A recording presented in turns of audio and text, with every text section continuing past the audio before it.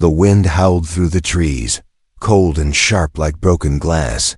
Snowflakes danced across the empty land, covering everything in silence. Yalan sat inside his small wooden cabin, alone as always. The fire crackling beside him. He lived far from the cities, far from people, far from noise. That's how he liked it, quiet, safe, forgettable. But that night, something changed. A knock, soft but clear, echoed from the door. Yalan froze, holding his mug of tea midair. No one ever came. This far, not in winter, not without a reason. He stood up slowly, his boots creaking against the old wooden floor.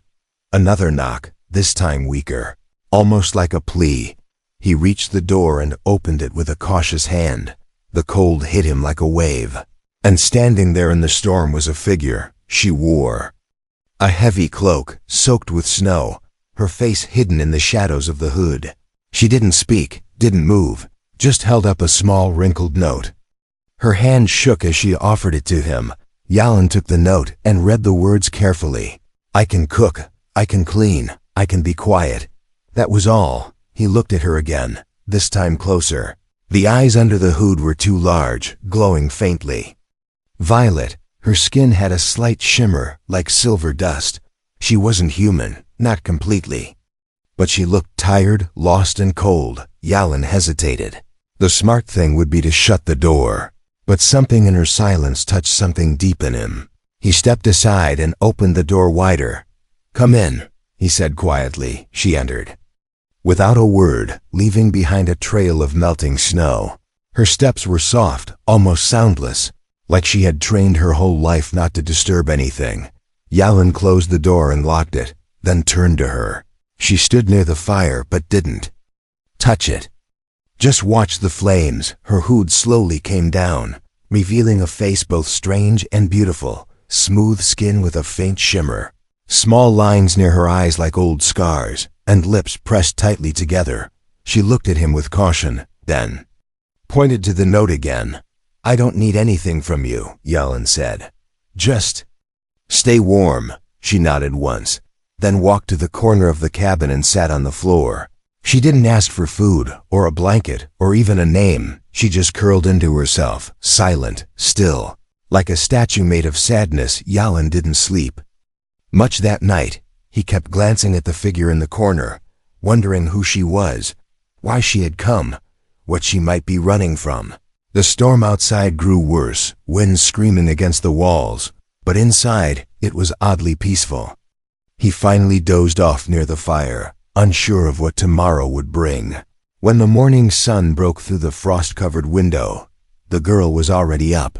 Yalan rubbed his eyes and blinked. His small kitchen area was cleaner than it had ever been. The pots were polished, the sink fixed. Even the loose boards were nailed down tight. She had done all this without making a sound. She was sweeping the floor when she noticed him watching. She froze, unsure if she had done something wrong. Yalan just nodded slowly. Thank you, he said. She smiled faintly, then returned to her task. That day passed quietly. The girl never said a word. But she worked, cleaned, organized, even prepared some basic food from his dusty shelves. Yalan tried asking questions, her name, where she came from, what she was running from, but she only looked down, holding her hands together, lips tight. At night, she returned to her corner, refusing the cot he offered. Before lying down, she took out a small broken locket and stared at it. Yalan caught a glimpse of something inside, maybe a photo, maybe a memory. But he didn't ask that night. As he lay in bed, Yalan realized something. For the first time in years, he didn't feel completely alone.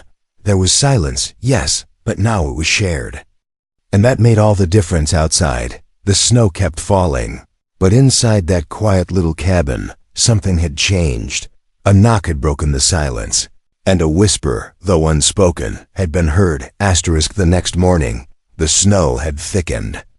Outside, piling high against the window panes, Yalan stirred from his bed, expecting the same quiet cold, but as he sat up, something felt different. The air smelled fresher, like herbs and soap, and the light inside seemed brighter. He stood and walked to the main room and froze.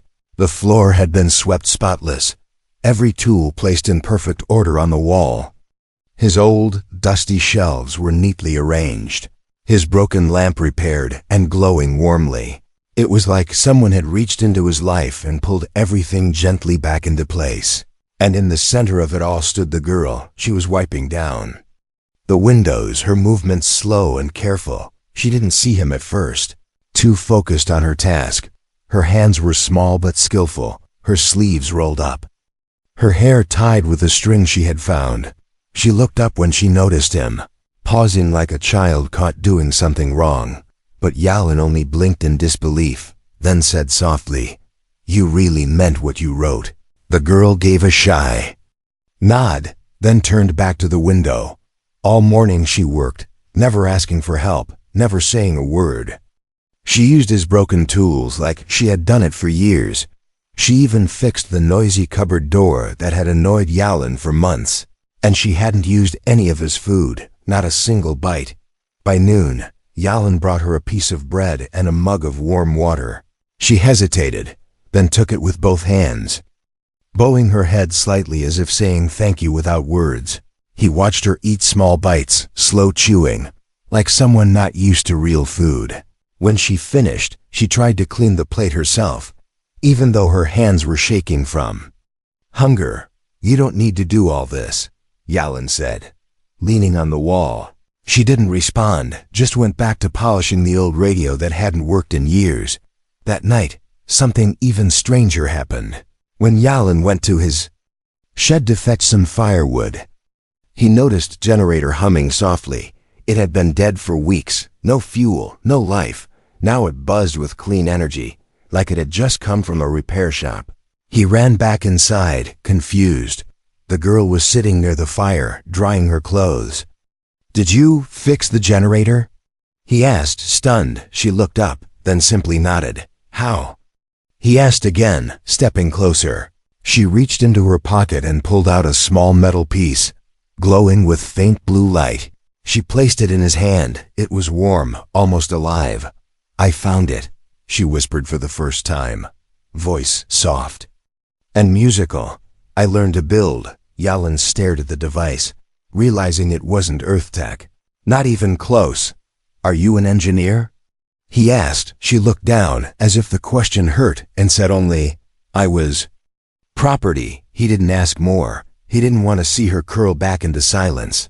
That night, he placed a second blanket in her corner. She looked at it, then looked at him, her eyes softening a little more than before. Yalin couldn't stop thinking about her. She moved like someone trained to disappear, to stay quiet, to never be noticed. But the things she fixed, his tools, his lights, the water system, were not done by accident. She had knowledge, skill, maybe even power. And she never bragged, never demanded anything in return. The next day, he left her alone while he went to the nearby trading post. It was miles away, but he had to restock supplies. He wondered what he'd come back to. When he returned after dark, he was stunned again. His roof had been patched, the fireplace reinforced. The sink, which had always leaked, was now perfectly sealed. And in the middle of the table sat a small bowl of soup, steaming. She stood beside it, hands folded, waiting for him like it was the most normal thing in the world. He sat down, took one bite, and his eyes widened. It was simple, yes, but it had flavor, warmth, comfort, something his meals never had. She stood quietly, watching for his reaction. He looked up at her, smiled, and said, "This is good." She looked down, and for the first time, she smiled back. Just a little, just enough. That night, she whispered again, before sleeping, "My name is Laura." He nodded. "I'm Yalin." She looked at him for a moment, like she was remembering something. Then she closed her eyes, finally at peace.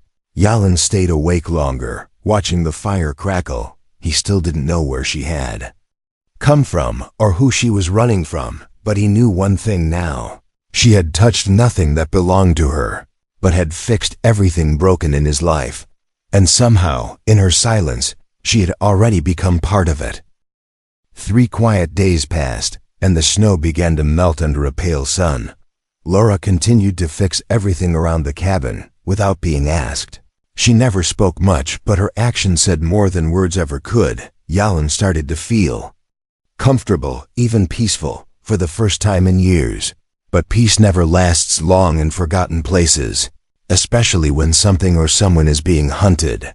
It happened late in the afternoon, when the shadows stretched long and thin across the trees. Yalan was chopping wood near the back when he heard the engine. Not an old earth machine. No, this was smoother, quieter, like a whispering hum in the cold air. He dropped the axe and ran to the front of the cabin. A black hovercraft was parked on the hill, sleek, polished, and out of place in this wild land. A man stepped out tall, armored from head to toe, black metal gleaming under the pale sky. His face was hidden behind a helmet that glowed red in the center. He looked like something out of a nightmare, and he was walking straight toward the cabin. Yalan's heart pounded. He turned and rushed inside, finding Laura scrubbing the floor with a wet cloth. Her eyes widened the moment she heard the hum. She dropped the cloth, trembling, and whispered just one word, "Hunter," without another word. She darted to the back of the cabin and disappeared behind the woodpile. Yalan didn't have time to ask questions. The armored man knocked 3 sharp, cold knocks that echoed across the walls. Yalan opened the door slowly, pretending to act normal. The man's voice was robotic, but clear. "Human male, do you reside here alone?" Yalan nodded, his throat dry. "Yeah, just me. There have been reports of a fugitive female in this area," the man said, his helmet scanning the cabin with red beams. "She is not human, but humanoid in form, possibly injured, possibly dangerous." "I haven't seen anyone like that," Yalan replied, trying to keep his voice steady. The man stepped closer. "You allow anyone into your home recently?" Yalan shook his head. "Just me, all winter." The red visor stared at him for a long moment. Then the man handed him a small holographic card. It flickered with Laura's face. She looked younger in the image, her hair longer, her eyes empty. "Bounty remains active, dead or alive," the voice said coldly. "If found, report immediately." Yalan forced himself to nod, understood, without another word.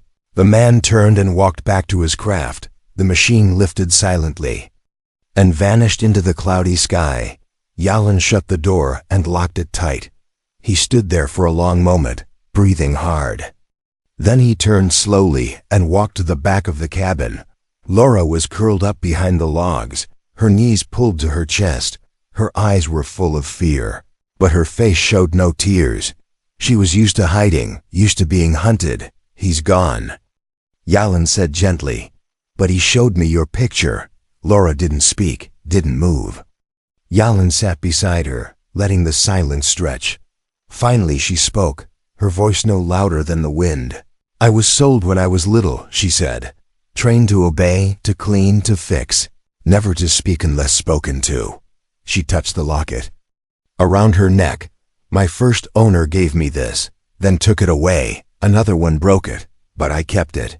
Yalan listened, letting her speak in her own time. "I escaped during a riot on Zorla Station. I didn't mean to run, I just wanted to breathe." Yalan clenched his fists. He couldn't believe that the quiet girl who had fixed his life was seen as property by anyone. "You're safe here," he said.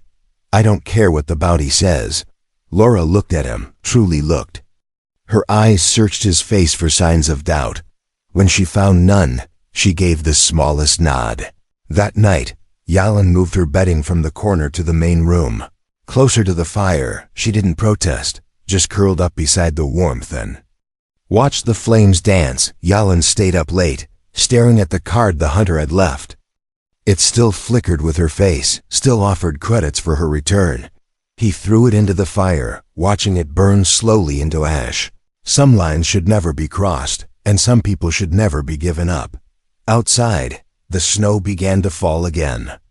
But inside, something stronger than fear began to grow. Trust, fragile as glass, but real. And in the quiet of the night, Laura whispered, "Thank you for not giving me back. Yalan didn't reply with words, he just nodded, knowing he'd protect her, even if the whole galaxy came knocking. Days passed after the hunter's visit, but the memory of that cold red visor still haunted the cabin. Yalan became more cautious, checking the skies for ships and listening for strange sounds in the woods. But Laura? She changed in a different way. She no longer flinched when he spoke, and her hands no longer shook when she worked.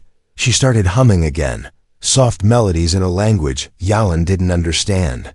And late at night, while he thought she slept, she tinkered quietly in the shadows. Yalan noticed it first when he stepped on something cold beneath the rug. He pulled it back and found a hidden hatch, one that hadn't been there before. It was small, just big enough to climb through, with smooth metal edges and a faint humming sound from below. He opened it and peeked down, surprised to find a small chamber lit with glowing blue light. There were parts, wires, panels, tools, not Earth tools, but alien ones, delicate and strange. He found Laura there that night, sitting cross-legged, soldering something with glowing threads. She didn't look up, just said quietly, "I was going to tell you." When it was ready, Yalan stepped down into the room, careful not to touch anything. "What is all this?" he asked. She set her tool aside and faced him, her face calm, serious. "I'm building a field generator," she said. "It can mask our heat signature and block tracking." "Scans," Yalan blinked. "You mean like a shield?" She nodded. "A cloak, but more advanced. Even bounty hunters won't find us." Yalan stared at the machine, wires glowing like veins. "Where did you learn all this?" he asked. Laura's eyes darkened a little. "From the masters I served. I watched, I remembered, I improved." She held up a small disc-shaped device, no bigger than a coin. "This is from my homeworld," she whispered. "A part of something they never meant for me to keep." Yalan sat down beside her, watching the glowing device in her palm. She continued, her voice steady but low. "My people were born with memory threads. We remember patterns, shapes, sounds perfectly. I was trained to repair ships, to clean reactors, to fix what broke, because it was cheaper than hiring real engineers. But I remembered more than they wanted me to." Yalan felt a strange anger growing in his chest, not just for her pain, but for the quiet way she had carried it all this time. He looked around the hidden chamber again, amazed.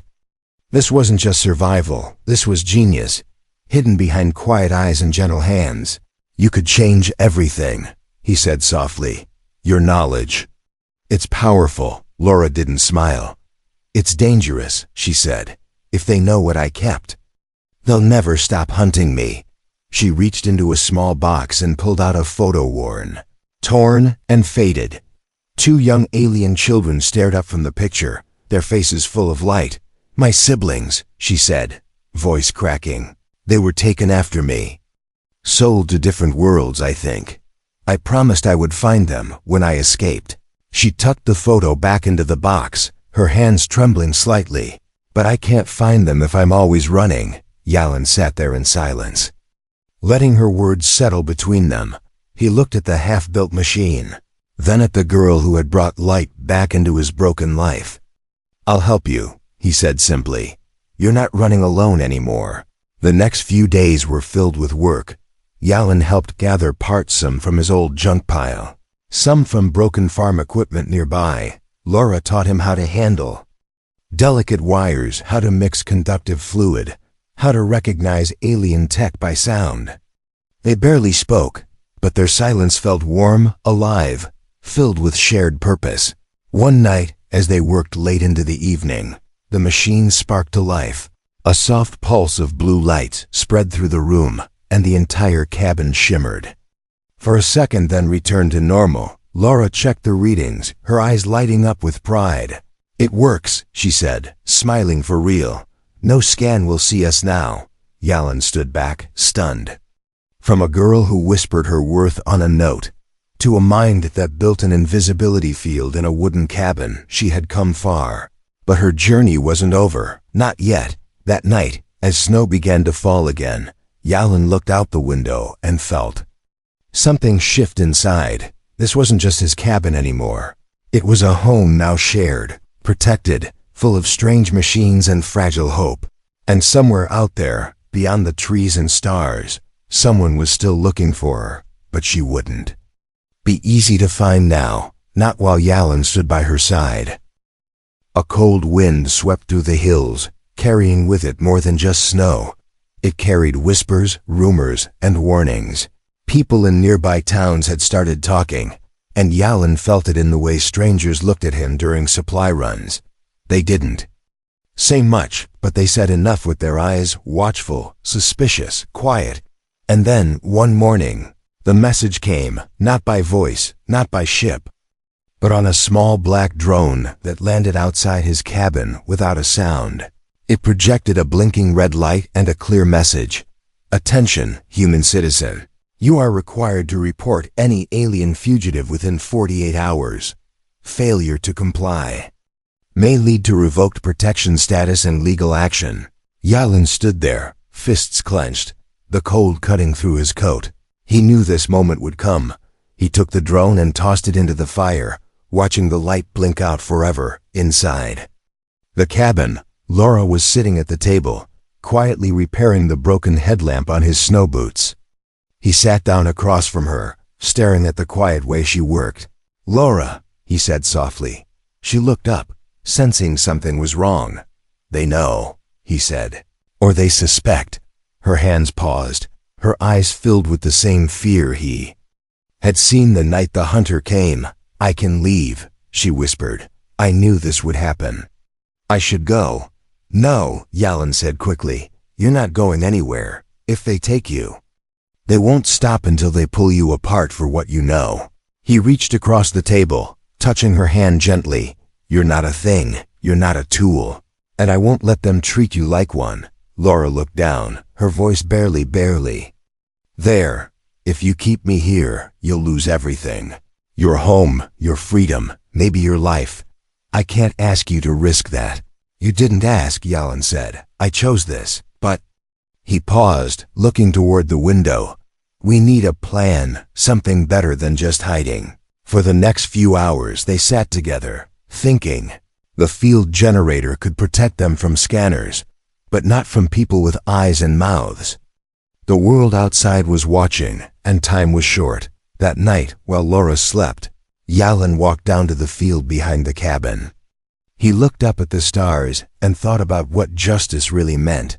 Was it following rules written by men and machines? Or doing what was right, even when it wasn't safe? He remembered how she had come to him with nothing, not even her voice. How she had brought his old cabin back to life, one quiet act at a time. How she had smiled the first time he called her by name. The next day, Yalin went into town alone. He walked into the old council building, a place filled with cameras and cold stares. At the desk sat a security officer, reading the latest bounty logs. Yalin stepped up and placed a small bag on the counter. "What's this?" the officer asked. "Payment," Yalin said calmly. "To clear my name before you drag it through the mud." The officer narrowed his eyes. "You harboring someone?" "I'm not confirming or denying anything," Yalin said. "But you're going to stop watching me. And if I see another drone or scanner near my land, I'll file a formal dispute with the council." "You don't have that kind of pull." The officer scoffed. "Maybe not," Yalin said. "But I have something you don't. Truth. And there are still a few people in this town who remember what justice used to mean." He turned and left before the man could reply back. At the cabin, Laura was waiting by the window, her eyes wide when she saw him return. "You went to town?" she asked, surprised. "I had to," he said, handing her a folded paper. It was a temporary clearance, signed by one of the old council elders. They couldn't offer full safety, but they agreed to stop surveillance for now. "How?" she asked, shocked. "I reminded them who I am," Yalin said, "and what I stand for." Laura looked at him, something in her chest aching, a mix of fear, hope, and something deeper. "I thought I was alone," she whispered. "I thought no one would ever stand for me." "Well," Yalin said, smiling faintly, "get used to it. Because I'm not going anywhere." That night, as the wind blew gently outside. The cabin didn't feel like a hiding place anymore. It felt like something stronger, a stand, a quiet rebellion, a home, and in the flickering light of the fire, two people sat side by side, not master and servant, not fugitive and protector, but something else, something new. Something worth fighting for. The sky turned dark before noon, heavy with clouds that looked like bruises in the sky. The wind picked up, howling through the trees like a warning. Yalan stepped out of the cabin and looked up, his eyes narrowing. A storm was coming, one made of more than just wind and snow. Laura was in the basement workshop, making last adjustments to the field generator. But even she paused when the cabin began to tremble. "Something's wrong," she said, her voice tight. Yalan didn't need to ask how she knew. They both felt it, like pressure in the air before a fight. An alert blinked on the shield console, 3 heat signatures approaching fast. Low flight, fast descent, military pattern, not a scouting patrol. "Bounty team," Laura said quietly. "They found us." Yalan didn't panic. He'd been ready since the day he threw that drone into the fire. He moved to the storage chest, pulled out the rifle he hadn't touched in years. And then the second one, a smaller one, he gave it to Laura. She stared at it, then slowly took it with shaking hands. "I don't kill," she said. "Then don't," Yalan replied. "But defend yourself if they try to take you." They powered up the field, dimming the cabin signature to invisible. The windows turned dark, the lights shut off, and the place fell into deep silence. Then, distant but clear, they heard it, a ship landing in the trees, followed by heavy footsteps in the snow. 3 figures moved through the trees, dressed in black armor, like the one from before, but faster. Deadlier, they spread out, scanning the area with handheld trackers. Yalan watched them through a small gap in the wall, his grip tight on the rifle. "They're jamming the field," Laura said, her fingers flying over controls. "I can buy US 10 minutes, no more." Yalan nodded. "Then we make them regret coming." The first hunter reached the cabin door, raised a plasma cutter, but before it could spark, a hidden trap went off. A blast of flash ice erupted from beneath the steps, freezing the cutter's mechanism. And knocking the hunter back, the other 2 moved in quickly, breaking a window and sliding inside. Inside the cabin, the firelight flickered low. Shadows moving like ghosts, Yalan stood ready behind the hallway door. The first intruder stepped in cautious, scanning. Yalan struck with a stun baton, knocking the man into the wall. But the second one saw him, raised a blaster before the shot fired. A burst of blue light hit the attacker from behind. Laura stood at the top of the stairs, holding her makeshift energy gun.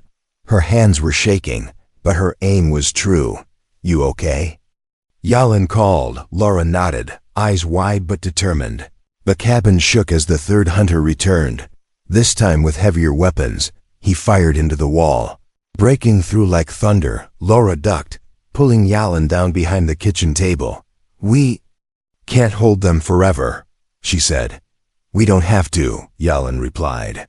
He pulled out the backup generator core, Laura's old prototype. "Unstable but powerful. I'll throw it when he enters," Yalan said. "It'll fry his suit. Long enough for us to escape. You'll be caught in the blast too." She warned. "I'm not letting them take you," he said firmly. "Not now, not ever." But before he could move, Laura took the core from his hands. "No," she said. "This time I make the stand." She waited until the hunter stepped through the doorway, then tossed the core at his feet. It exploded in a burst of electric light, knocking him out cold. The energy burst set the nearby walls on fire, smoke filling the room. "Out now," Yalan shouted, grabbing Laura's hand. They ran through the side exit, coughing, the snow cooling their skin as they collapsed outside. Behind them, the cabin burned, flames licking the sky.